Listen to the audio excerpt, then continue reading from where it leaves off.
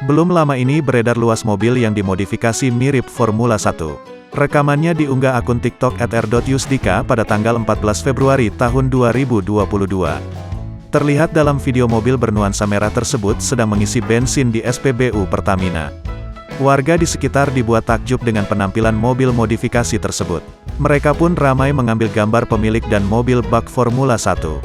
Pengunggah menuliskan, mobil itu berada di Lombok, Nusa Tenggara Barat. Bahkan pemilik akun tersebut menuliskan keterangan mobil tersebut siap mencoba sirkuit Mandalika. Sontak unggahannya menuai berbagai komentar kocak dari warganet. Banyak yang terhibur dan bangga dengan karya anak bangsa.